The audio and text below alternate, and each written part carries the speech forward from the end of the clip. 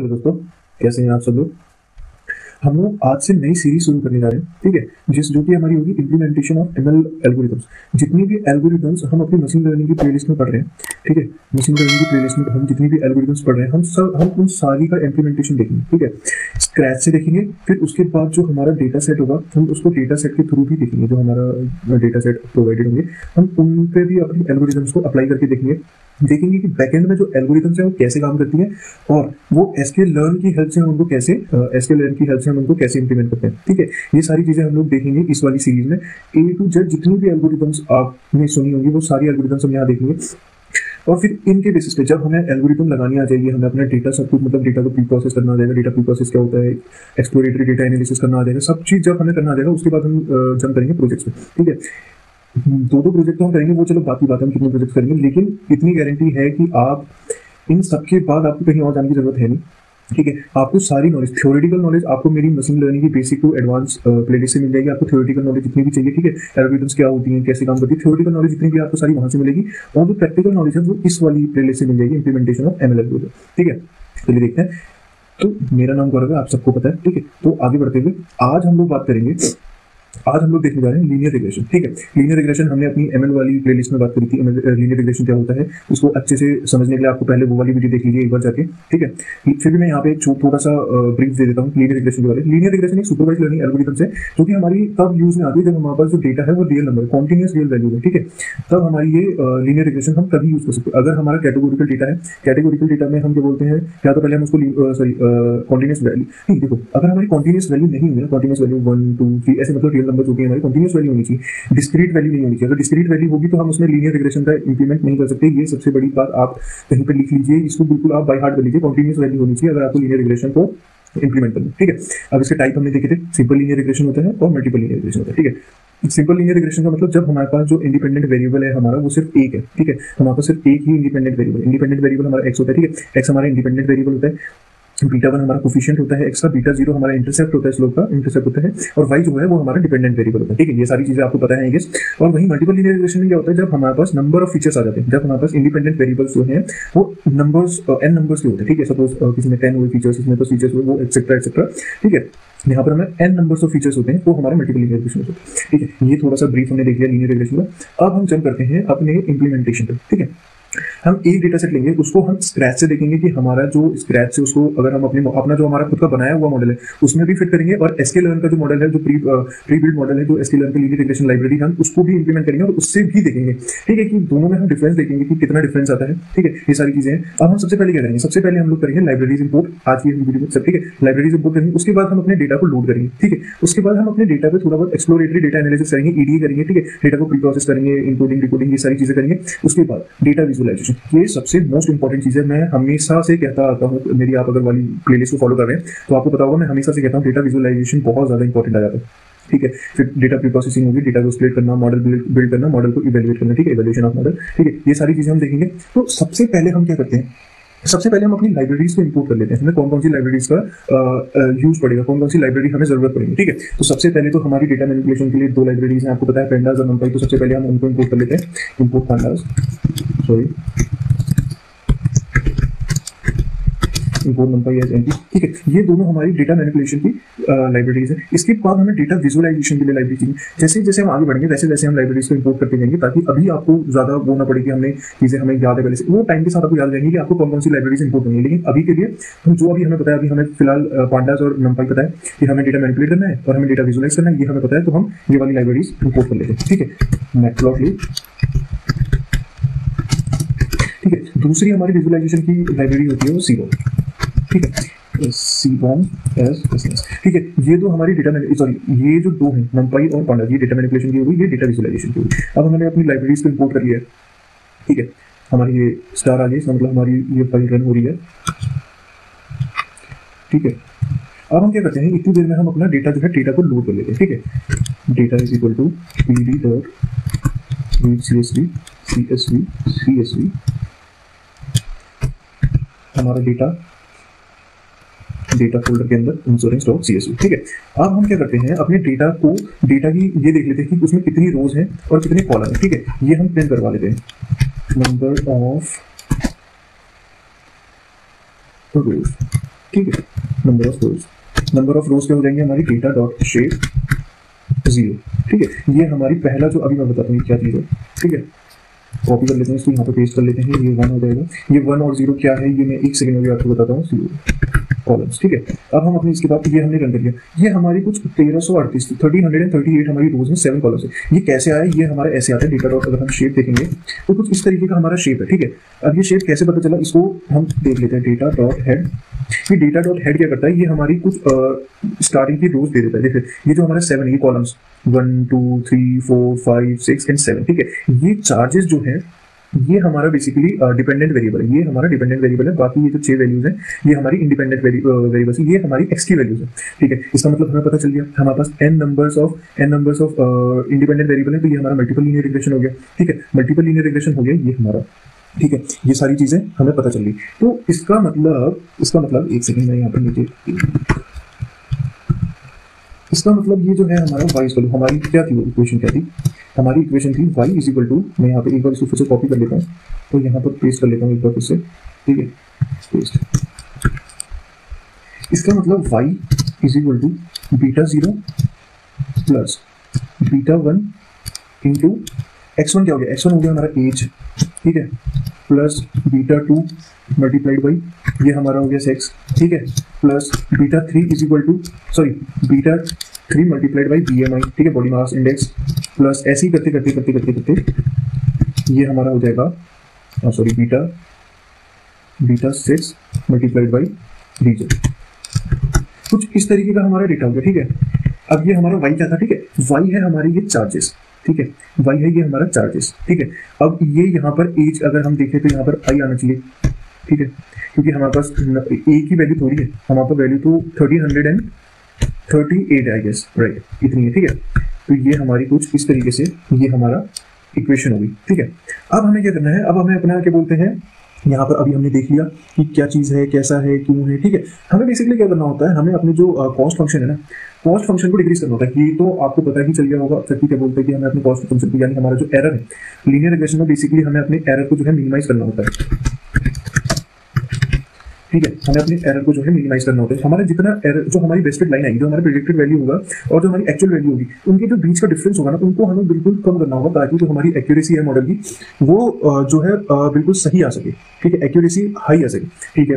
तो ये सारी चीजें होगी, एरर मिनिमाइज करना है, ठीक है। तो कॉस्ट फंक्शन का हमारा फॉर्मूला क्या होता है, ये आपको याद हो चुका होगा, ठीक है। ये आई गेस अब तक आपको याद हो गया होगा, नहीं याद हुआ होगा तो मैं एक बार फिर से आपको बता देता हूँ, जे थीटा, ठीक है, J theta is equal to 1/n, यहाँ पर थोड़ी सी आपको वो करनी पड़ेगी, ठीक है, 1/n, ये हमारा एप्सिलॉन हो जाएगी, एक सेकंड, एप्सिलॉन ई को आप यहाँ पे एप्सिलॉन मानिए, ठीक है, एप्सिलॉन आई से लेकर एम तक, ठीक है। अब मैं यहाँ पर थोड़ा सा वैसे बता रहा हूँ, ये हमारी वाई प्रेडिक्टेड वैल्यू है, वाई आई माइनस वाई एक्चुअल, ठीक है। जो हमारी एक्चुअल है उसमें से हम वाई की जो एक्चुअल है वो हमारी प्रेडिक्टेड वैल्यू में से माइनस कर देंगे, ये मल्टीप्लाई ये स्क्वायर है, ठीक है। कॉस्ट फंक्शन हमारा ये होता है, अगर आपको याद होगा तो मैं एक सेकंड यहाँ पर ऐसे में बता देता हूँ, इसमें बढ़िया रह जाएगा, ठीक है। J theta is equal to 1/n summation I is equal to 1, I 1 से लेकर m तक। ये m हमारा नंबर ऑफ पॉइंट्स है, ठीक है, मतलब कि ये जो हमारी 1338 वैल्यूज थी ना, ये m हमारा वो है, ये y i ये हमारी प्रेडिक्टेड वैल्यू है माइनस y एक्चुअल, ठीक है, ये हमारी एक्चुअल वैल्यू है, इसका होल स्क्वायर, ठीक है। ये हमारे कॉस्ट फंक्शन का फॉर्मूला होता है, ठीक है। हमें इसको क्या करना होता है, बेसिकली हमें इसको मिनिमाइज करना होता है। जो सी लाइन के लिए ये हमारी वैल्यू सबसे कम होगी, वो हम उसको कहेंगे बेस्ट फिट लाइन, ठीक है, बेस्ट फिट लाइन। ये तो आपको पता होगा, ये हमने बहुत अच्छे से बहुत डिटेल में बात करी थी अपनी क्या बोलते हैं उस वाली वीडियो में, वो वाली लीनियर रिग्रेशन जब हमने देखा था, ठीक है। अगर आपको याद होगा तो उसी प्लेलिस्ट में मैंने इसका स्क्रैच से इंप्लीमेंटेशन भी करा रखा है, आप वो भी देख सकते हैं जाकर एक बार, लेकिन आप उसको नहीं भी देखेंगे तो कोई बात नहीं, आप इसको देखेंगे तो आप इजीली सब कुछ आपको समझ में आ जाएगा, ठीक है। तो बेसिकली ये जो हमारा फंक्शन है, ठीक है, ये जो हमारा फंक्शन है कॉस्ट फंक्शन है, इसको हमें मिनिमाइज करना होता है और यही हम करेंगे, ठीक है। तो ये सारी चीजें हुई, अब हमने देख लिया। अब हम क्या करते हैं, अपना थोड़ा सा ना एक्सप्लोरेटरी डेटा एनालिसिस कर लेते हैं कि हमारा डेटा है क्या, डेटा किस तरीके से है, ठीक है। तो हम क्या करते हैं, डेटा डॉट डिस्क्राइब क्या करता है, डेटा डॉट डिस्क्राइब बेसिकली हमें जो हमारी जितने भी ये जो हमारी न्यूमेरिकल्स वैल्यू है, अब कैटेगोरिकल के लिए तो वो नहीं कर पाएगा, ठीक है, हम मीन फाइंड नहीं कर सकते ना कैटेगोरिकल के लिए, वो सारी चीजें तो पॉसिबल नहीं है। तो हमारी जितनी भी न्यूमेरिकल वैल्यूज है उसके लिए हमें क्या कर देता है, मीन दे देता है, काउंट करता है कितनी वैल्यू, ठीक है। 1338 वैल्यूज है, एज में, BMI में भी इतनी है, चिल्ड्रन में भी इतनी टोटल मतलब हमारे पास वैल्यूज है, ठीक है। इनका मीन इतना है, स्टैंडर्ड डिविएशन इतना है, मिनिमम वैल्यू 18 है हमारी एज, और 25% जो है वो 27 एज के आसपास से लाई करते हैं, ये कुछ इस तरीके से, और मैक्सिमम वैल्यू 68, मतलब एज जो है हमारी मैक्सिमम 64 तक लाई करती है। ठीक है, कुछ इस तरीके से हमने देख लिया कि हमारा डेटा कुछ इस तरीके से डिस्क्राइब हो रहा है, उसकी mean value, mean standard deviation, minimum value, maximum value. ठीक है, तो ये सारी चीजें हो गई। अब हम देखते हैं कि हमारे डेटा में कहीं नल वैल्यूज तो नहीं है। ठीक है, क्योंकि अगर नल वैल्यूज होंगी तो हमें उसे हमें टैकल करना पड़ेगा ना, तो वो सारी चीजें अब यहाँ पर कुछ इस तरीके से दिखा रहे हैं, false false false false false. हम क्या करते हैं, इसको सम कर लेते हैं। ठीक है, ये क्या करेगा, हमें बता देगा कि टोटल कितनी वैल्यूज हमारी नल है। अब यहाँ पर 0 बता रहा है, इसका मतलब हमारे डेटा सेट में एक भी नल वैल्यूज नहीं है। अगर आप चाहें तो इसको विजुअलाइज भी कर सकते हैं, मैं बता देता हूँ विजुअलाइज करने का तरीका। ठीक है, plt.fetch size, fetch size यहाँ पर क्या करते हैं, हम अपने फिगर का साइज ले लेते हैं। ठीक है, अभी हम कुछ 8x5 का फिगर बना लेते हैं। ठीक है, एसएनएस डॉट, यहाँ पर हम हीट मैप बनाते हैं। ठीक है, हीट मैप किसके लिए बनाएंगे, हम हीट मैप बना रहे हैं डेटा डॉट किस नल के लिए, क्योंकि हमारे पास कोई नल वैल्यू तो नहीं है। ठीक है, यहाँ पर अब हम क्या करते हैं, इसका कोई टाइटल दे देते हैं, plt डॉट टाइटल। आप टाइटल नहीं भी देंगे तो तब भी चलेगा, मिसिंग वैल्यूज। ठीक है, plt डॉट शो, यहाँ plt डॉट शो, तो ये हमें क्या कर देगा, इसका हीट मैप बना के दे देगा। अब यहाँ पर देखो हमें इसकी जरूरत नहीं है। ठीक है, ये जो ये साइड में क्या बोलते हैं, इसको सी बार आ रहा है, इनमें इसकी जरूरत नहीं है। ठीक है, ये जो हमारी वाई की वैल्यूज है, हमें इसकी जरूरत नहीं है, तो हम इन सबको फॉल्स कर देते हैं। ठीक है, वाई टिक लेवल is equal to false and C map is equal to false. ठीक है, सॉरी सी मैप तो हमारा ये कलर कोडिंग होती है, C bar is equal to false. ये सारी चीजें आप जब सीबॉर्न लाइब्रेरी जब विजुअलाइजेशन पढ़ेंगे ना, तो तब आपको इजीली समझ में आ जाएगी। ये यहाँ पर क्या बता रहा है, वाई टिक लेबल्स। ठीक है, यहाँ पर 0 मिसिंग वैल्यूज है। ठीक है, हमारे पूरे डेटा सेट के लिए हमारे पास मिसिंग वैल्यूज नहीं है। ठीक है, अब हम बेसिकली क्या करते हैं, एक सेकंड, ये हमारा डेटा विजुअलाइजेशन के अंदर आ गया, लेकिन ये वाला हिस्सा हमारा डेटा एक्सप्लोरेटरी के अंदर था, ये हमारा डेटा विजुअलाइजेशन के अंदर है, तो उसको अच्छे से वो करने के लिए हम डेटा विजुअलाइजेशन के अंदर डाल देते हैं। ठीक है, ये हमारे डेटा विजुअलाइजेशन के अंदर आ गया। अब हमने देख लिया हमारे डेटा में मिसिंग वैल्यूज नहीं है। अब हमने बात करी थी कि डेटा में लीनियर रिग्रेशन में ऐसा होता है कि मल्टी कोलिनियरिटी एग्जिस्ट कर जाती है, तो हम क्या करते हैं, कोरिलेशन देख लेते हैं। ठीक है, कि हमारे डेटा में कहीं आसपास कोई क्या कहते हैं उसको, कोरिलेशन तो नहीं है हमारे डेटा में, तो हम क्या करते हैं, CORR एक फंक्शन है, इसको हम कॉल कर लेते हैं। अब इसको क्या करते हैं, हम देख लेते हैं कि कोई जो क्या कहते हैं उसको, कोरिलेशन तो नहीं है हमारी जो इंडिपेंडेंट फीचर्स हैं, जैसे सपोज एज का ये जेंडर के साथ, BMI के साथ, मतलब किसी भी और उनके बीच में आपस में कोई कोरिलेशन तो नहीं है, क्योंकि चार्जेस के साथ कोरिलेशन होना तो अच्छी चीज है, क्योंकि उसके साथ तो कोरिलेशन होना ही चाहिए, वो तो एक, क्योंकि उसके साथ अगर कोरिलेशन नहीं होगा तो गलत बात है, लेकिन इंडिपेंडेंट मतलब आपस में जो हमारे फीचर्स हैं उनका आपस में कोरिलेशन नहीं होना चाहिए। ठीक है, ये सारी चीजें आपको पता है। हम क्या करते हैं, इसको भी एक हीट मैप में देख लेते हैं। ठीक है, एसएनएस डॉट हीट मैप, क्योंकि हम डेटा को अगर विजुअलाइज तरीके से करेंगे ना, अब देखो यहाँ पर जो है, और भी यहाँ पर तो ठीक है, कोई दिक्कत नहीं, लेकिन यहाँ पर हमें देखने में थोड़ा सा अटपटा लग रहा है। इसको अगर हम विजुअलाइज करेंगे ना, तो वो हमें थोड़ा सा बढ़िया लगेगा। ठीक है, देखने में भी अच्छा लगेगा और इजीली समझ में आएगा। ठीक है, तो हम यहाँ पर एक हीट मैप, ये देखो, ये हमारा कुछ इस तरीके का है। अगर हम देखें तो इसमें कोरिलेशन है नहीं। ये देखिए 0.024 है एज और चिल्ड्रन का, 0.11 है 11% का ये BMI के साथ एज के हिसाब से, तो कोरिलेशन अगर हम देखें तो कोरिलेशन नहीं आ रहा है। ठीक है, तो ये सारी चीजें हो गई कि हमने देख लिया इंडिपेंडेंट वेरिएबल के बीच में भी कोई कोरिलेशन नहीं है। इसका मतलब हमारा डेटा अभी तक तो ठीक है, अभी हमें अपने डेटा को प्री प्रोसेस करने की जरूरत नहीं है, नौबत नहीं आई है। ठीक है, यहाँ पर जैसे हमने देखा अगर नल वैल्यूज आती तो यहाँ पर हमें प्री प्रोसेस करना पड़ता है, हमें अपने डेटा को नल वैल्यूज हटानी पड़ती, मीन नोड जो भी हम यूज करते हैं वो सेकेंडरी। तो अब हम क्या करते हैं, हम जो है एक डिस्ट्रीब्यूटेड प्लॉट फाइंड करते हैं, अपनी प्लॉट बनाते हैं अपनी जो है ये डिपेंडेंट वेरिएबल जो है ये चार्जेस इसके लिए। ठीक है, हम देखते हैं हमारा जो चार्जेस है वो किस तरीके से कहाँ पर, मतलब कैसे कैसे लाई कर रहा है, हमारा जो चार्जेस की वैल्यूज है वो कितनी ज्यादा स्प्रेड है, कहाँ पर ज्यादा है कहाँ पर कम है, मतलब एक वो ले लेते हैं, क्या कहते हैं उसको, आइडिया ले लेते हैं कि किस तरीके का हमारा चार्जेस है। ठीक है, उसकी वैल्यूज किस तरीके की है, तो हम क्या करते हैं, डिस्ट्रीब्यूशन प्लॉट फाइंड करते हैं किसके लिए, अपनी डेटा में चार्जेस। ठीक है, prince is equal to 50, colour दे देते हैं इसको, colour is equal to something red ले लेते हैं। ठीक है, ये हमारा, एक सेकेंड, इसको ये देखिए, ये हमारा कुछ डिस्ट्रीब्यूशन प्लॉट बन गया है चार्जेस के लिए। अगर यहाँ पर देखें तो हमारी 1000 से लेकर 15,000 के आसपास, तो मतलब एक ठीक ठाक वैल्यू है। ठीक है, लेकिन उसके बाद जो हमारी वैल्यूज है वो डिक्रीज होने लगी, मतलब कम होने लगी। 60,000 आने, मतलब ऑलमोस्ट 65,000 के आसपास तक हमारी टोटल वैल्यूज है। जो हमारा इंश्योरेंस का चार्ज है वो 64,000 या 65,000 तक है, और जो स्टार्टिंग प्राइस है उसकी 1,000 के आसपास है। ठीक है, 1,000 से हमारा इंश्योरेंस चार्ज स्टार्ट हो रहा है और 65,000 के आसपास तक का हमारा इंश्योरेंस है। लेकिन जो इंश्योरेंस की हाईएस्ट वैल्यू है ना, जो पीक पर जा रहा है, मतलब जो मैक्सिमम पॉपुलेशन जो है वो ऑलमोस्ट 10,000 के आसपास तक का ही काउंट लेगी। तो ये वैल्यू है, अगर हम अपने मॉडल में डालेंगे तो इसके लिए थोड़ा बहुत फ्लक्चुएटिंग वो हो जाएगा सीनरी। ठीक है, तो हम क्या करते हैं, लॉग ले लेते हैं, ताकि जो हमारी वैल्यू है, जो हमारी चार्जेस है, वो स्प्रेड, मतलब जो ऐसे है ना, थोड़ा बहुत पैटर्न है वो एक डिस्ट्रीब्यूट, इवनली डिस्ट्रीब्यूट हो हमारा जो है। तो हम क्या करते हैं, इसको एक बार चेक कर लेते हैं कि अगर हम अपने चार्जेस में लॉग लगाते हैं तो क्या हमारा जो वैल्यूज है वो बिल्कुल सही आ रही हैं या फिर नहीं आ रही। ठीक है, तो हम एक बार उसके लिए भी एक अपना वो प्लॉट करके देख लेते हैं, log10 इसके लिए डेटा में चार्जेस के लिए, चार्जेस कॉलम के लिए। ठीक है, ये सारी चीजें आपको जब आप ये विजुअलाइजेशन वाला सीबॉन मैटप्लॉटलिब अगर आपको अच्छे से आता होगा तो ये आपको पता होगा, आपको पता चल जाएगा कि बेसिकली आपको क्या करना है, कैसे करना है। ये सारी चीजें फिर आपको इतनी ज्यादा हेक्टिक नहीं लगेंगी, आपको इतना ज्यादा सोचना नहीं पड़ेगा। ठीक है, इसीलिए डेटा विजुअलाइजेशन बहुत ज़्यादा इंपॉर्टेंट है। np.log यहाँ पर क्या एरर बता रहा है, beans is invalid keyword for log function. Okay, colour is invalid for log10। Okay, लेकिन यहाँ पर ऐसा होने को नहीं चाहिए। चलिए ठीक है, अगर बता रहे तो कोई दिक्कत वाली बात नहीं है। इसको ये देखिए, अब जो है हमारा डेटा कुछ क्या कहते हैं इसको, बेल कर्व में हमारा डेटा आ चुका है। ठीक है, इवनली डिस्ट्रीब्यूटेड। अगर हम देखें तो एक बेल कर्व बन रहा है। ठीक है, बेल कर्व बन रहा है कुछ इस तरीके से, ये देखिए कुछ इस तरीके से हमारा ये एक बेल कर्व बन रहा है। ठीक है, ये हमारा हो गया। तो यहाँ पर जो है हमारी वैल्यू वो बिल्कुल इवनली डिस्ट्रीब्यूटेड हो चुकी है। ठीक है, एक जो ट्रेंड है वो नॉर्मल सा अब हमें दिख रहा है। हमारी वैल्यूज देखेंगे अगर आप, तो वो एक सेकंड में इसको इरेज कर लूँ, इरेजर, यस।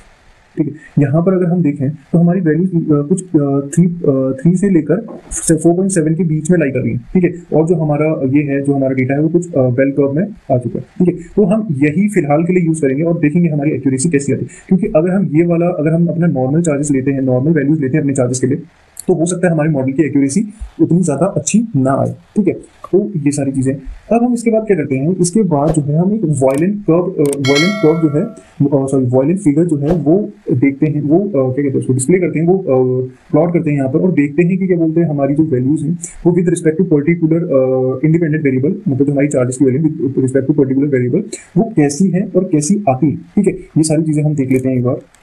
मैं एक बार जल्दी से इसको टाइप कर लेता हूँ, SMS डॉट, एक सेकंड में इसको फटाफट से टाइप। हाँ जी, तो ये हमने अपना जो है वॉयलेंट प्लॉट कर लिया। एक तो हमारा जेंडर और चार्जेस के रिस्पेक्ट में, दूसरा चार्जेस और स्मोकर, जो यहाँ पर हमारा फील्ड है। एक सेकंड हम अपने डेटा को देखें, यहाँ पे हमारा डेटा ये रहा। ठीक है, ये रहा।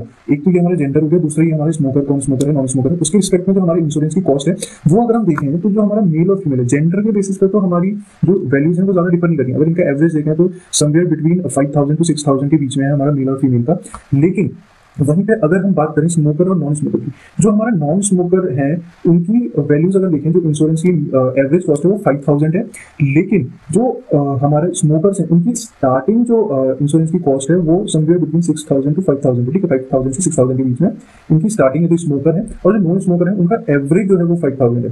ठीक है, तो ये सारी चीजें हमने देख ली है। ठीक है, अब हमें पता चल गया है कि बेसिकली हमारा डेटा दिखता किस तरीके से है, हमारा डेटा किस तरीके से है, क्या है, क्यों है। ठीक है, अब हमें पता चल गया। अब हम क्या करेंगे, हम अपने डेटा की प्री प्रोसेसिंग करेंगे। ठीक है, अब डेटा को प्री प्रोसेस करना बहुत ज्यादा इंपॉर्टेंट है। जैसे कि हमने बात करी थी कि यहाँ पर हमारा जो मॉडल है वो सिर्फ क्या कहते हैं न्यूमेरिकल वैल्यूज देता है, लेकिन यहाँ पर हमारी फीमेल, ये हमारी कैटेगोरिकल वैल्यू है। ठीक है, ये सारी चीजें तो हम अपने मॉडल में डाल नहीं सकते, तो हम इनको सबसे पहले न्यूमेरिकल वैल्यू में कन्वर्ट करेंगे। और हमारे चार्जेस देखिए, चार्जेस यहाँ पे 1338, 13,270 है, तो इनको हमने चेंज कर लिया। हमने log10 ले लिया इनका, तो इनकी वैल्यू 3 से लेकर 4.75 के बीच में लाई कर दी। ठीक है, तो ये तो हमने क्या बोलते हैं एक तरीके से वो कर लिया, क्या प्री प्रोसेस कर लिया, अपने डेटा को एक पर्टिकुलर रेंज के बीच में ले लिया। लेकिन यहाँ पर देखिए BMI एज है, सॉरी हाँ ये रहा, सॉरी ये चार्जेस है हमारा 16,000, ये कुछ इस तरीके से चार्जेस हमने इसको वो कर लिया। लेकिन यहाँ पर हम देखें BMI हो गया, ये सारी चीजें हो गई, इनको भी हमें क्या करना पड़ेगा, एक स्केल में लाना पड़ेगा, इनकी भी स्केलिंग करनी पड़ेगी। उससे पहले मैं अपना PC को चार्ज में लगा लेता हूँ, वरना मेरा PC डेड हो जाएगा। एक सेकंड। नेक्स्ट क्या करेंगे, हम अपने डेटा की प्री प्रोसेसिंग करेंगे। जो हमारी मशीन लर्निंग की एल्गोरिथम है उनमें हम क्या बोलते हैं, कैटेगोरिकल डेटा को फीड नहीं कर सकते।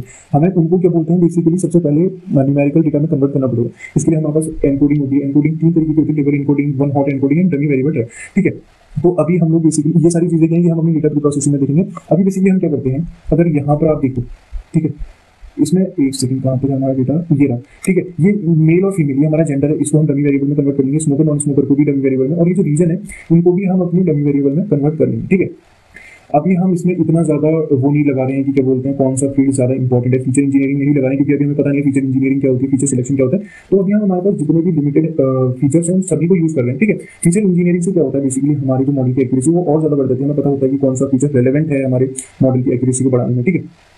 तो ये सारी चीजें होगी। अभी हम क्या करते हैं, इन सबको डमी वेरिएबल क्रिएट कर लेते हैं, इनकी जो वैल्यूज है उनको न्यूमेरिकल में कन्वर्ट कर लेते हैं, ठीक है।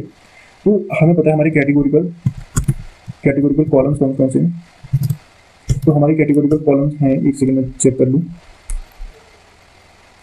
कैटेगोरिकल कॉलम्स हमारे सेक्स और स्मोकर और रीजन, ठीक है। ये 3 है हमारे कैटेगोरिकल कॉलम, 3 ही है ना हमारे, 2 और 3, ठीक है। ये हमारे 3 कैटेगोरिकल कॉलम हो गए। एक सेकंड यहाँ पर मैं लिख देता हूँ, ठीक है, जिनको हमें डमी वेरिएबल में कन्वर्ट करना है, ठीक है। स्मोकर और रीजन, इनको बेसिकली हमें कन्वर्ट करना है। तो डेटा अंडरस्कोर इनकोड करना है हमें, ये हमने वेरिएबल बना दिया इनकोड का, ईडी डॉट गेट डमी। ये हमारा पांडास का एक लाइब्रेरीज है डमीज। ये क्या करता है, ये हमें इसका डमीज मतलब कि हमें डमी क्रिएट करके दे देता है। Data is equal to data, हम अपने जो कॉलम का नाम है उसको भी चेंज करेंगे, ठीक है। प्रीफिक्स हम उसका रख देते हैं, प्रीफिक्स क्या रखें, प्रीफिक्स कुछ भी रख देते हैं। एन कोड है तो ई एन से ही स्टार्ट कर लेते हैं, ई एन इनकोड, ठीक है। प्रीफिक्स और सफिक्स को जो सेपरेट करेगा वो भी दे देते हैं, प्रीफिक्स सेपरेटर, ये हो गया, ठीक है। ये हमने दे दिया, प्रीफिक्स को सेपरेट करेगा। अब कॉलम जो है, कॉलम हमारे कौन कौन से हैं, हमें ये वाले कॉलम चाहिए ना, तो सॉरी यहाँ पर रहेगा ये, ठीक है। Columns is equal to cat col, ठीक है। ये हमारे इन कॉलम्स को हमें वो करना है। अब हम क्या करते हैं, जो फर्स्ट वाला कॉलम होगा उसको ड्रॉप कर देंगे क्योंकि वो इतना ज्यादा ड्रॉप फर्स्ट, वो उतना ज्यादा रेलेवेंट नहीं होगा हमारे पास क्योंकि उसकी वैल्यू तो हमारी आगे भी आएगी ना। अब हम इसको क्या करते हैं, एक सेकंड, डेटा टाइप दे देते हैं इसको इंटीजर, ठीक है। एक सेकंड, यहाँ पर कुछ गड़बड़ है, यहाँ पर शायद मैंने कॉमा नहीं लगाया, और क्या दिक्कत बता रहा है, इसको इन्वर्टेड कॉमा में डालना है, ठीक है। ये हो गया, ये हमारा जो है डेटा रेडी हो गया है। अगर हम अभी अपने डेटा को देखें तो डेटा इनपुट डॉट है, अगर हम इसका हेड देखें तो अब इसमें हमारी जो है कैटेगोरिकल वैल्यू नहीं है, और देखिए मेल है, फीमेल नहीं है, 0 is for female, 1 is for male, ठीक है। वैसे ही यहाँ पर smoker 1 is for smoker, 0 is for non smoker. वैसे ही यहाँ पर अगर हम इसको मेल और फीमेल का अलग अलग कॉलम बनाते तो वो बहुत ज्यादा कॉम्प्लिकेटेड हो जाता, ठीक है। तो अब हमारा जो डेटा है वो रेडी हो चुका है। अब हम क्या करते हैं, बेसिकली डिपेंडेंट और इंडिपेंडेंट वेरिएबल्स को अलग अलग कर लेते हैं, ठीक है। डिपेंडेंट और इंडिपेंडेंट वेरिएबल्स को हम अलग कर लेते हैं। उससे पहले नहीं, चलिए पहले अलग ही कर लेते हैं। उससे पहले हमने यहाँ पर अभी देखा था, एक सेकेंड, ये रहा, हमने देखा था ये एनपी लॉग से जो हमारा वैल्यूज है वो मतलब ठीक ठाक आ रही है, तो इसको हम यूज करेंगे एज कम्पेयर टू जो हमारी रॉ वैल्यूज है चार्जेस से। उसको यूज करने से अच्छा हम जो अपने डेटा पे एनपी लॉग लगा के वो वाली वैल्यूज यूज करेंगे। तो हम क्या करते हैं, उसको पहले कन्वर्ट कर लेते हैं जो हमारी वो वाली वैल्यूज है, ठीक है। Data encode charges is equal to NP dot log 10 data input charges, ठीक है। ये वैल्यू हमारी अब इनपुट हो चुकी है। अगर अभी देखें तो हम, ये हमारी पुरानी वैल्यू है, ठीक है। तो पुरानी हमारी चार्जेस की कुछ इस तरीके से वैल्यू, अगर हम देखें तो अब हमारी वैल्यूज चेंज हो चुकी है, ठीक है। ये हमने इसमें लॉग फंक्शन यूज कर लिया है, ठीक है। तो अब हम क्या करते हैं, अब हम अपने जो डेटा को एक्स को और वाई को अलग अलग कर लेते हैं, ठीक है। हमारे डिपेंडेंट और इंडिपेंडेंट वेरिएबल को अलग कर लेते हैं। उसके लिए हम क्या करेंगे, उसके लिए हम sklearn से ट्रेन टेस्ट स्प्लिट को इंपोर्ट कर लेंगे, ठीक है। उसके लिए हम from sklearn dot model selection import train test split, ठीक है। इसमें से हम क्या करेंगे, ट्रेन टेस्ट स्प्लिट को कॉल कर लेंगे। एक सेकंड, ये रन हो रहा है, ठीक है। ये रहा, ट्रेन टेस्ट स्प्लिट को हम इंपोर्ट कर लेंगे और यहाँ पर अपने डेटा को स्प्लिट कर लेंगे, ठीक है। उससे पहले हम एक्स में डाल देते हैं अपनी सारी dependent values, data dot encod import dot drop. इसमें से हम अपनी डिपेंडेंट वेरिएबल यानी जो चार्ज की वैल्यू है इसको ड्रॉप कर देते हैं, ठीक है। एक्सेस हमारी बन रहेगी पहली एक्सेस से, और वाई में हम डाल देते हैं data encode, data dot encode, data encode, ठीक है। अब हमारी एक्स और वाई, ये हमारा मतलब यहाँ पर डिपेंडेंट, ये हमारी डिपेंडेंट वैल्यू हो गई, एक सेकेंड, और ये वाली हमारी इंडिपेंडेंट वैल्यू होगी, ठीक है।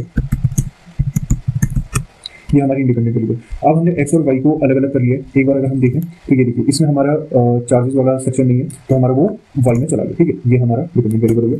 तो अब क्या करते हैं हम, अब हम इसको स्प्लिट कर लेते हैं, ठीक है। अपने डेटा को ट्रेनिंग और टेस्टिंग के लिए स्प्लिट कर लेते हैं। अब आपको पता होगा हम ट्रेनिंग और टेस्टिंग इसलिए करते हैं ताकि हमारे मॉडल में अगर हम सारी वैल्यू डालेंगे तो हम अपने मॉडल की टेस्टिंग कैसे करेंगे, उसको चेक कैसे करेंगे कि हमारा मॉडल कितना एफिशिएंट है, कितनी सही वैल्यू वो प्रोवाइड करवा रहा है या नहीं करवा रहा है, ठीक है। तो इसीलिए हम अपने मॉडल को ट्रेनिंग और टेस्टिंग के लिए अलग अलग वैल्यूज मतलब पहले से सेपरेट कर लेते हैं, ताकि जो हमारी टेस्टिंग में है उसको हम नई वैल्यू दिखाएं ताकि वो प्रिडिक्ट कर सके, ताकि वो हमें बता सके कि कितना एफिशिएंट है हमारा मॉडल, ठीक है। ये सारी चीजें हो गई वाई ट्रेन और वाई टेस्ट, ठीक है। अब यहाँ पर हम अपने ट्रेन टेस्ट स्प्लिट को कॉल करेंगे, ट्रेन टेस्ट स्प्लिट को कॉल करेंगे, इसमें हम अपने एक्स और वाई की वैल्यू देंगे, ठीक है। और देंगे हम अपने टेस्ट का साइज, ठीक है। हमें कितने साइज की वैल्यू चाहिए, तो हम 30% जो है अपना टेस्टिंग के लिए छोड़ देते हैं, तो बाकी का 70% जो है वो हमारा उसमें चला जाएगा, किसमें, ट्रेनिंग में, इसलिए ठीक है। अब हमें इसको एक रैंडम स्टेट देनी होगी। रैंडम स्टेट हम इसलिए देते हैं ताकि हमारा जो वैल्यूज है वो रैंडमली इनिशियलाइज हो ट्रेनिंग और टेस्टिंग के लिए। अगर सपोज स्टार्टिंग की 30% वैल्यू है, स्टार्टिंग की 70% वैल्यू ट्रेनिंग में चली गई, ठीक है, और बाकी रिमेनिंग टेस्टिंग में चली गई, तो वो हमारा मॉडल उतना ज्यादा एफिशिएंट नहीं रहेगा ना। तो इसीलिए हमारे मॉडल की एफिशिएंसी के लिए हम अपने रैंडम स्टेट देते हैं ताकि सारी वैल्यूज जो है वो हमारी ट्रेनिंग में भी जाए और टेस्टिंग में भी जाए। सारी वैल्यूज की ट्रेनिंग हो, फिर उसके बाद हम उसकी टेस्टिंग करें। अब ऐसा हो, सपोज आप 0 और 1, अगर सपोज हम यहाँ पर कैटेगरी वो फाइंड करें, ठीक है, तो 0 और 1 आपको प्रेडिक्ट करना है। अगर आपकी 0 की वैल्यू ज्यादा है, 80% आपकी 0 की वैल्यू है, तो 20% आपकी 1 वैल्यू रहेंगी, ठीक है, ट्रेनिंग में। तो इससे क्या होगा, वो ज्यादातर जो है 0 प्रेडिक्ट करेगा, 1 होगा उसको भी 0 प्रेडिक्ट करेगा, तो हम उसकी एक्यूरेसी जो है वो बहुत ज्यादा डाउन हो जाएगी। तो उस सारी चीजों को हम ओवरकम करने के लिए अपने डेटा की रैंडम स्टेट देते हैं, ठीक है। अब क्या हुआ, बेसिकली हमने स्प्लिट भी कर लिया, अब हमें मॉडल को क्रिएट करना, ये हम अपना खुद से मॉडल बनाते हैं, ठीक है। अब अगर आपको याद होगा हमारा कॉस्ट फंक्शन, कहाँ है हमारा कॉस्ट फंक्शन, ये रहा, ये ठीक है, ये हमारा कॉस्ट फंक्शन, ठीक है। इसको अगर हम क्या करेंगे, इसमें डेरिवेटिव लगाएंगे तो हमें पता चलेगा कि हमें कुछ इस तरीके की वैल्यू मिलती है। किस तरीके की वैल्यू मिलती है, theta is equal to X transpose multiplied by X, ठीक है। फिर इसका -1 यानी पावर -1 यानी 1 divided by X transpose into x. एक सेकंड में यहाँ पर लिख देता हूँ ताकि इजीली एक्सप्लेन, मतलब इजीली समझ में आ जाए, क्योंकि वहाँ पर तो समझ में नहीं आएगा। Theta is equal to X transpose, अब ये वैल्यू कहाँ से आई, आप ये क्वेश्चन आ रहा होगा आपके माइंड में, ठीक है। पहले मैं यहाँ पर लिख देता हूँ X transpose multiplied by X transpose Y, ठीक है। ये हम इसमें अपनी वैल्यू रखेंगे, अपने मॉडल को रखेंगे, मॉडल की वैल्यूज रखेंगे, और हमें क्या बोलते हैं, थीटा की वैल्यू मिलेगी, ठीक है। जो हमारा वाई है, जो हमारी वैल्यूज हैं वो हमें मिलेंगी, ठीक है। तो यहाँ से हमें अपने बीटा 0 की वैल्यू मिलेगी और अपने सारे कोफिशिएंट की वैल्यू मिलेगी, ठीक है, यहाँ पर से। अब ये कैसे आया, जो हमारा कॉस्ट फंक्शन था ना 1/m summation of predicted Y, ठीक है, वाई आई माइनस वाई का होल स्क्वायर, ठीक है। इसका अगर हम डेरिवेशन निकालते हैं, इसको अगर हम ओपन करते हैं और इसकी डेरिवेटिव करते हैं, इसका डेरिवेशन करते हैं, तो हमें ये वाली वैल्यू, ये जो फंक्शन है ये मिलेगा, ठीक है। तो अब हम इसमें अपना मॉडल को, अब हम इसमें अपनी वैल्यू को क्या करते हैं, अपनी लीनियर रिग्रेशन की हमारी जो ये हमारी बेसिकली लीनियर रिग्रेशन की इक्वेशन आ जाएगी, ठीक है। इसमें हम वैल्यू रखेंगे, जो हम क्या करेंगे, इसमें सबसे पहले हम अपनी एक्स 0 है उसकी वैल्यू हम 1 से स्टार्ट करेंगे, ठीक है।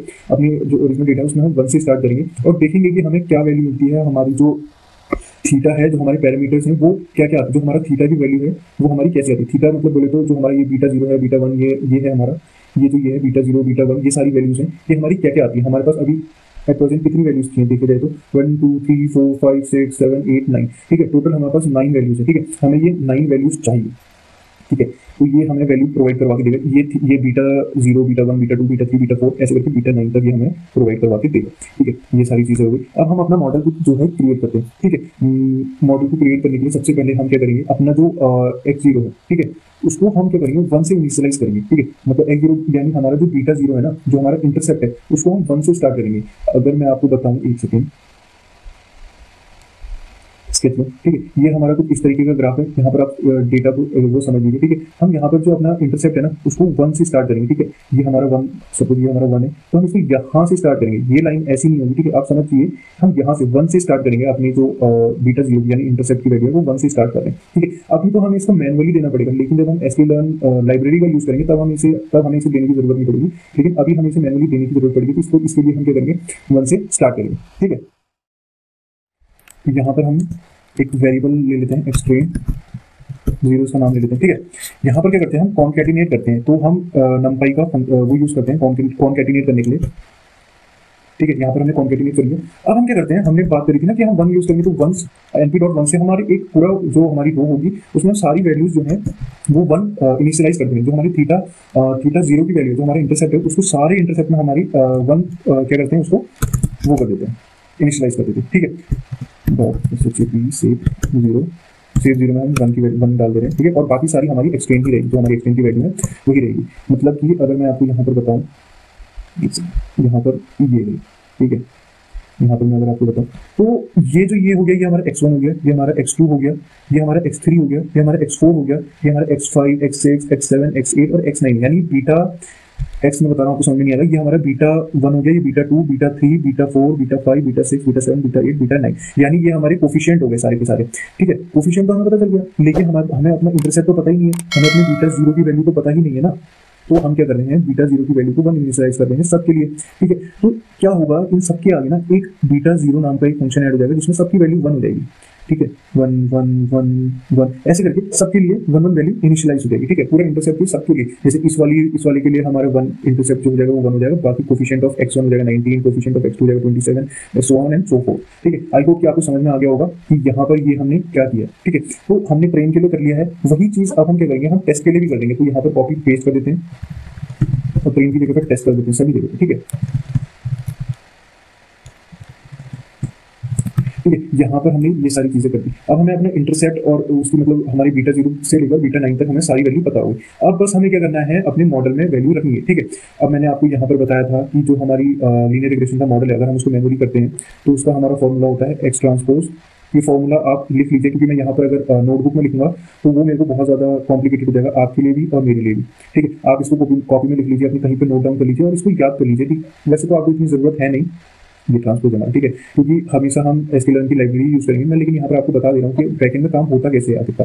ठीक है, ये हमारा कुछ मॉडल में हम इस वैल्यू को प्रोवाइड करवाएंगे और अपने मॉडल को क्रिएट करेंगे। ठीक है, तो ये हमारा, इसको हम ले लेते हैं थीटा।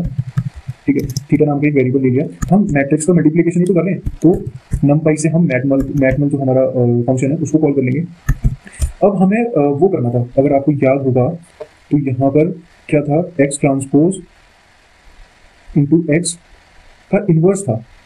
ठीक है, यहाँ पर इसका इनवर्स था। ठीक है, तो इनवर्स के लिए क्या करते हैं हम, डॉट लीनियर अलजेब्रा। ठीक है, लीनियर अलजेब्रा को कॉल करते हैं, लीनियर अलजेब्रा में से भी इनवर्स, इनवर्स ले रहे हैं ना हम, तो लीनियर अलजेब्रा में से हम नंपाई में से लीनियर अलजेब्रा को कॉल कर रहे हैं और लीनियर अलजेब्रा में से हम इनवर्स फंक्शन को कॉल कर रहे हैं। ठीक है, फिर इसको हमने कॉल कर लिया, उसको इनवर्स कर लिया, अब हमने मल्टीप्लाई किया, फिर से हम मैट्रिक्स मल्टीप्लिकेशन करेंगे। एक बार मैं लिखूँ फिर आपको अच्छे से एक्सप्लेन करूंगा तो आपको इजीली समझ में आ जाएगा। ठीक है, एक्स ट्रेन जीरो, ये जो हमारी ये वैल्यूज आई थी, ठीक है, सारी की सारी जो हमारी वैल्यूज आई थी, इसका ट्रांसपोज। ठीक है, ट्रांसपोज के लिए बेसिकली हम कैपिटल डी का यूज करते हैं, तो यहाँ पर वो ऑटोमेटिकली ट्रेन करके ट्रांसपोज करके दे देता है। ठीक है, मैं एक बार यहाँ पर लिखूँ, अगर मैं यहाँ पर लिख लेता हूँ फिर आपको एक्सप्लेन करूंगा तो आपको इजीली समझ में आएगा। ठीक है, यहाँ पर एक सेकंड में इसको समझ में आ जाएगा कि मेरे को कैसे करना है।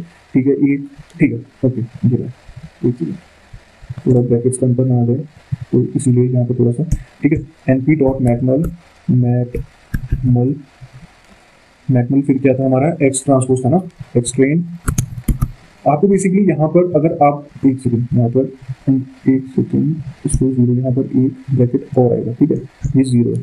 ठीक है, ये सारी चीज़ें आपको इतनी ज़्यादा याद रखने की जरूरत तो है नहीं, लेकिन फिर भी आप याद रखना चाहें तो रख सकते हैं। एक सेकंड, यहाँ पर कुछ एरर तो नहीं आया। ठीक है, अब मैं आपको बताता हूँ। ठीक है, एक बार मैं यहाँ पर वैल्यू भी लिख देता हूँ, वाला फंक्शन भी लिख देता हूँ, थीटा इज इक्वल टू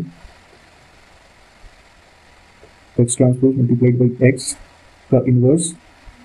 ठीक है, मल्टीप्लाइड बाई था हमारा एक्स ट्रांसपोज, फिर इसका मल्टीप्लिकेशन था वाई के साथ। एक सेकंड, हाँ, ये ट्रांसपोज है, ये हमारा ट्रांसपोज।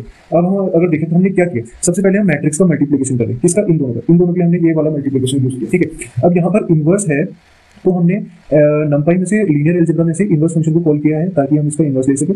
फिर हम मैट्रिक्स का मल्टीप्लिकेशन कर रहे हैं इन दोनों की। ठीक है, यहाँ पर एक्स ट्रांसपोज, ये रहा हमारा एक्स ट्रांसपोज और एक्स ट्रेन थीटा, ये हमारा नॉर्मल एक्स के लिए, ये हमने इसका मैट्रिक्स मल्टीप्लिकेशन कर दिया। अब इन दोनों को देखें तो यहाँ पर हम इन दोनों का भी मैट्रिक्स मल्टीप्लिकेशन कर रहे हैं, एक्स ट्रेन थीटा और वाई का। ठीक है, इन दोनों का, और ये वाला जो हमारा ये वाला जो np.मैटमल है वो इन दोनों के लिए। ठीक है, इसका और इसका, इन दोनों का, ये दोनों का अलग अलग, इन दोनों का अलग अलग मल्टीप्लिकेशन के लिए। ठीक है, ये वाला फंक्शन होगा। आई होप कि आपको समझ में आएगा, मैंने बहुत ज्यादा कॉम्प्लिकेटेड नहीं करी चीजें, बहुत ज्यादा इजीली आपको समझ में आया। ठीक है, तो यहाँ पर हमें थीटा की वैल्यू भी पता चल गई। ठीक है, अब हम बेसिकली क्या करते हैं, देखते हैं कि एक बार हम अपनी थीटा थीटा की वैल्यूज देख लेते हैं, ठीक है। तो ये हमारा बीटा जीरो हो गया, एक सेकंड में यहाँ पे लिख देता हूँ। ये हमारा बीटा जीरो हो गया, ये बीटा वन हो गया, beta two, beta three, beta four, beta five, beta six, beta seven, beta eight, ठीक है। अब अगर हम यहाँ पर एक बार मैं पीछे जाऊँ, ठीक है, कहाँ गई वो वैल्यूज, एक सेकंड, ये रही ना सर, ये रही ना, ये हमारा एज का, ये x1 हो गया, x2 हो गया, x3 हो गया। अब मैं उस फॉर्मूले पे जाऊँ, अगर मैंने फॉर्मूला कहीं पे लिखा मेरे को याद नहीं है, ये रहा, ठीक है। अगर मैं यहाँ पर आऊँ तो मेरे को एज की वैल्यू पता है, ठीक है। अब मेरे को बीटा जीरो भी पता है, बीटा वन भी पता है, बीटा टू भी पता है, बीटा थ्री भी पता है और बीटा सिक्स भी पता है, रीजन की वैल्यू भी पता है। ये सारी वैल्यूज तो मेरे को पता है, तो क्या मैं वाई निकाल सकता हूँ? है क्या मैं अपनी प्रिडिक्टेड वैल्यूज निकाल सकता हूँ? वैल्यू प्रिडिक्ट कर सकता हूँ, ऑब्वियसली प्रिडिक्ट कर सकता हूँ। मेरे को बेसिकली यही तो चाहिए ना। हम लोग क्या करते हैं, हम लोग जब अपना लीनियर रिग्रेशन जो एसक्यूएल की हेल्प लेते हैं, तो वो यही तो करता है, हमारे को बीटा जो हमारे कोफिशिएंट और जो इंटरसेप्ट है वही तो निकाल के देता है, ठीक है। तो ये हमें पता चल गया है। हमारे पास एक्स की वैल्यू जो इंडिपेंडेंट वेरिएबल्स हैं उसकी वैल्यू हमें पता है। तो हमें बेसिकली अब क्या करना है, अब हमें कुछ नहीं करना है, हमें अपने मॉडल पर रखना है और उसको प्रिडिक्ट करना है, इवैल्यूएट करना है। तो अब हमने देख लिया अपने मॉडल, हमने अपनी थीटा की वैल्यू पता चल गई है, ठीक है। हमारा मॉडल क्रिएट हो गया। और एक बार हम अपने वाई प्रेड की वैल्यू देख लेते हैं, ठीक है। थोड़ी वाई प्रेड की वैल्यू देखते हैं। पहले हम क्या करते हैं, अपने मॉडल को इवैल्यूएट कर लेते हैं। हम देख लेते हैं हमारे मॉडल की एक्यूरेसी कितनी है और हमारे मॉडल जो है एरर कितनी दे रहा है, हमारे जो एक्चुअल और प्रेडिक्टेड वैल्यू है उनके बीच में एरर कितनी है, ठीक है। ये सारी चीजें हम पहले देख लेते हैं, उसके बाद हम मॉडल को वैलिडेट कर लेंगे, ठीक है। इवैल्यूएशन कर लेते हैं पहले। तो आपको, अगर आपने मेरी मशीन लर्निंग वाली प्लेलिस्ट देखी है तो आपको पता होगा कि फॉर्मूला क्या होता है, हमारा जो मीन स्क्वायर एरर निकालते हैं, ठीक है। एमएससी का फॉर्मूला क्या होता है, ये आई होप कि आपको अब तक तो पता चल गया होगा, ठीक है। मैं फिर भी यहाँ पर बता देता हूँ, J theta is equal to 1/m। अभी भी हमने इसके बारे में डिस्कस करा था, ठीक है। इस वाली वीडियो में भी हमने बहुत बार, 3 से 4 बार आई गेस इसके बारे में हमने डिस्कस कर चुके हैं। ये जो हमारा m है, ये वाला m जो हमारा, ये हमारा जो m है, ये हमारा नंबर ऑफ डेटा पॉइंट्स है, ठीक है। ये वाई, ये हमारा predicted value minus actual value, ठीक है, वाई का होल स्क्वायर, ठीक है। हमें बेसिकली इसको मिनिमाइज करना होता है। बेसिकली इसकी वैल्यू जितनी कम होगी ना, जितनी कम होगी उतना एफिशिएंट हमारा मॉडल होगा, ठीक है। उतनी अच्छी एक्यूरेसी हमारे मॉडल की होगी। तो बेसिकली हमारा जो जे थीटा है उसको जो है, उसकी जो वैल्यू है वो बहुत कम, जितनी कम हो सके उतनी कम आएगी, जितनी कम आएगी उतना अच्छा हमारा मॉडल होगा, ठीक है। दूसरा हम क्या देखेंगे, दूसरा हम देखेंगे आर स्क्वायर, ठीक है। आर स्क्वायर देखेंगे हम, फिलहाल तो हम स्क्रैच से देख रहे हैं, लेकिन फिर बाद में जब हम अपना वो करेंगे, क्या करेंगे, जब हम एसक्यूएल लाइब्रेरी से यूज करेंगे, नेक्स्ट वीडियो, अगली वीडियो जो आएगी उसमें हम एसक्यूएल से इसी को दोबारा से इंप्लीमेंट करेंगे, दोनों को कंपेयर करेंगे कि जो हमारा बनाया हुआ मॉडल है वो ज्यादा एफिशिएंट है या एसक्यूएल का जो मॉडल है वो ज्यादा एफिशिएंट है, या दोनों इक्वल, ठीक है। ये सारी चीजें हम कंपेयर करेंगे नेक्स्ट वीडियो में, ठीक है। अभी हम देखते हैं जो हमारा बनाया हुआ मॉडल है उसकी एक्यूरेसी कितनी है, उसका स्कोर कितना है R2 की हेल्प से, और मीन स्क्वायर एरर उसमें एरर कितनी है, ठीक है। अब एमएससी का फॉर्मूला आपको पता है। अब मैं क्या बोलता हूँ, आपको आर स्क्वायर का भी फॉर्मूला यहाँ पे बता देता हूँ। आई होप कि आपको पता होगा, मैंने अपनी मशीन लर्निंग की प्लेलिस्ट में इसके बारे में भी बात करी है।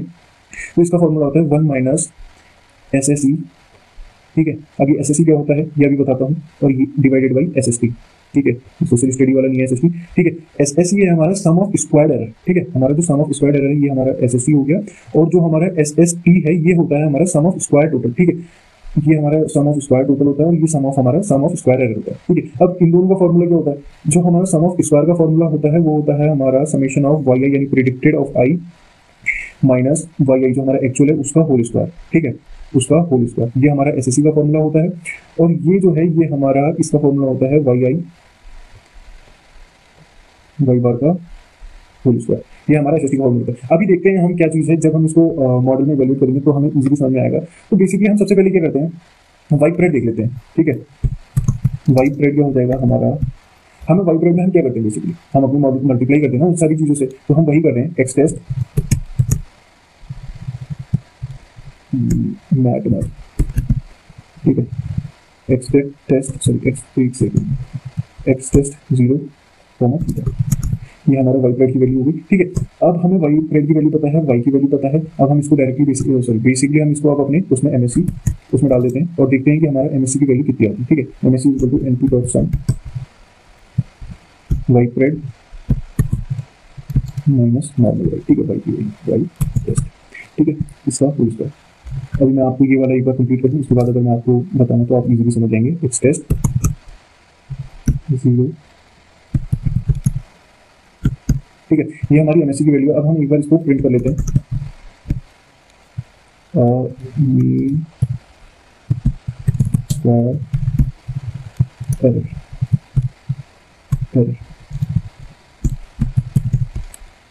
एक्स कैपिटल होगा, और कहीं पे दिक्कत है। तो यहाँ पर अगर हम देखें तो एमएससी की वैल्यू आ रही है 0.05, यानी हमारा 3% का एरर है। इतना तो नॉर्मली चलता है, ठीक है। 3% का एरर है, इसका मतलब हमारा जो मॉडल है वो बहुत ज्यादा एफिशिएंट है, मतलब बहुत ज्यादा बढ़िया परफॉर्म कर रहा है। अब ये सारी चीजें क्या है, ये हमने ये बेसिकली मैंने वही वाला फॉर्मूला किया है 1/n समेशन ऑफ ये हमारा प्रेडिक्टेड माइनस एक्चुअल, ठीक है, इसका होल स्क्वायर। ये बेसिकली एक्स्ट्रा स्टॉक सेव 0, यानी हमारी जो 1336 वैल्यू आई इतनी ही थी, 1336 वैल्यू है, ये वो हो गई, यानी ये हमारी एम की वैल्यू हो गई। वाई प्रेड यानी जो हमारी अभी प्रेडिक्टेड वैल्यू है, ये हमने जो प्रेडिक्टेड वैल्यू निकाली वो ये हमारी एक्चुअल वैल्यू हो गई, ठीक है। ये हमारी वाई की एक्चुअल वैल्यू हो गई और इसका होल स्क्वायर, ठीक है, ये इसका होल स्क्वायर। यही होता है हमारा जे थीटा, यानी कॉस फंक्शन। इसी को हमें मिनिमाइज करना होता है और ये हमारी 3% आ रहा है, इसका मतलब कि 3% का एरर है। इसका मतलब कि 3% का एरर ठीक है, उसको हम और ज्यादा अगर हम इसमें फीचर इंजीनियरिंग या फीचर सिलेक्शन अगर हम इसमें और करें तो हो सकता है कि इसकी वैल्यू और ज्यादा कम हो जाए, ठीक है, हो सकता है कि इसकी वैल्यू और ज्यादा कम हो जाए। तो ये सारी चीजें 3% की ठीक ठाक वैल्यू है, ठीक है, इतनी ज्यादा कोई टेंशन लेने वाली बात नहीं। अब हम इसकी आर स्क्वायर की वैल्यू भी चेक कर लेते हैं, ठीक है। हमारा आर स्क्वायर क्या है, आर स्क्वायर के लिए हमें एसएसटी और एसएसटी निकालना पड़ेगा, ठीक है।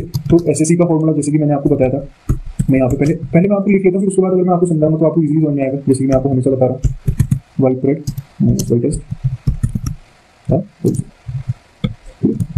और SST,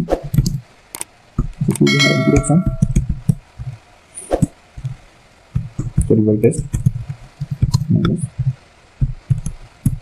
Y test Y test का ठीक है, इसका होल स्क्वायर, यहाँ पर इसका होल स्क्वायर, ठीक है। एसएससी की वैल्यू पता चल गई, एसएसटी की वैल्यू पता चल गई, R square is equal to 1 minus SST divided by SST, ठीक है। ये हो गया, प्रिंट कर लेते हैं। अब हम इसकी वैल्यू आर एस तो स्कोर क्या होगा हमारा R underscore S Q A R, ठीक है।